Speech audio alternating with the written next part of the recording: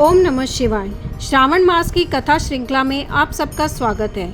आपका आज का दिन भगवान शिव की कृपा से हरा भरा रहे, ऐसी हम प्रार्थना करते हैं। और इसी प्रार्थना के साथ चलिए आज की श्रावण मास महात्म्य कथा के 25वें अध्याय का श्रवण करते हैं। आइए आज की कथा आरंभ करते हैं। भगवान शिव ने कहा, हे मुनि श्रेष्ठ, अब मैं उत्तम पिठोरी व्रत का वर्णन करूँगा। सभी संपदाओं को प्रदान करने वाला यह व्रत श्रावण मास की अमावस्या को होता है। जो यह घर है वह सभी वस्तु मात्र का अधिष्ठान है, इसलिए इसे पीठ कहा गया है। और पूजन में वस्तु मात्र के समूह को आर कहते हैं। अतः हे मुनीश्वर, इस व्रत का नाम इसलिए पिठोर है। अब मैं इसकी विधि कहूँगा, सावधान होकर सुनिए। दीवार को ताम्र वर्ण, कृष्ण वर्ण अथवा श्वेत वर्ण धातु से पोतना चाहिए। अगर ताम्र वर्ण से पोता गया हो तो पीले रंग से, कृष्ण वर्ण से पोता गया हो तो श्वेत रंग से, और श्वेत वर्ण से पोता गया हो तो कृष्ण वर्ण से चित्र बनाना चाहिए, अथवा श्वेत पीत से, लाल से, काले तथा हरे वर्ण से चित्र बनाएं। मध्य में पार्वती सहित शिव की मूर्ति अथवा शिवलिंग को बनाकर विस्तीर्ण दीवार पर संसार की अनेक चीज़ों का चित्र बनाएं। चतुशाला सहित रसोई घर, देवालय, शयन घर, 7 खजाने, स्त्रियों का अतःपुर जो महलों तथा अट्टालिकाओं में से सुशोभित तथा शाल के वृक्षों से मंडित हो, चूने आदि से दृढ़ता से बंधे पाषाणों तथा ईंटों से सुशोभित हो, और जिसमें विचित्र दरवाजे, छत तथा क्रीड़ा स्थान हो, इन सभी को चित्रित करें। बकरियां, गायें, भैंसें, घोड़े, ऊंट, हाथी, चलने वाला रथ, अनेक प्रकार की सवारी गाड़ियां, स्त्रियां, बच्चे, वृद्ध, जवान, पुरुष, पालकी, झूला तथा अनेक प्रकार के मंच, इन सब का अंकन करें।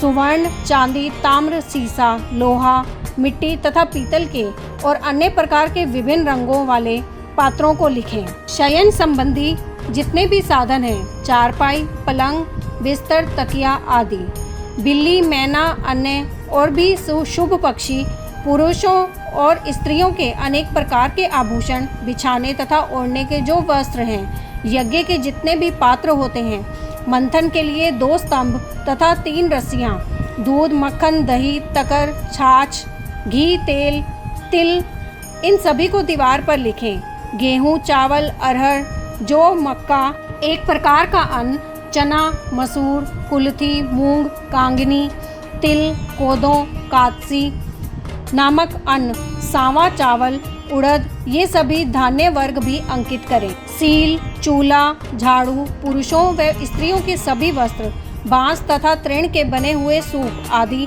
ओखली, मसूल, 2 यंत्र, चाकी तथा दराता, पंखा, चमर, छत्र, जूता, 2 खड़ाऊ, दासी, दास, नौकर, पोष्य वर्ग, तृण आदि पशुओं का आहार, धनुष, बाण, एक प्रकार का अस्त्र, खड्ग, भाला, बर्छी, ढाल, पाश, अंकुश, गदा, त्रिशूल, भिंदीपाल, तोमर, फरसा, घुषुंडी, परिग, चक्र यंत्र आदि, जल यंत्र, दवात, लेखनी, पुस्तक, सभी प्रकार के फल, छुरी, कैंची, अनेक प्रकार के पुष्प, बेलपत्र, तुलसी दल, मशाल, दीपक तथा दीवट आदि, उनके साधन, अनेक विध खाने योग्य शाक तथा पकवानों के जितने भी प्रकार हैं, उन सभी को लिखना है।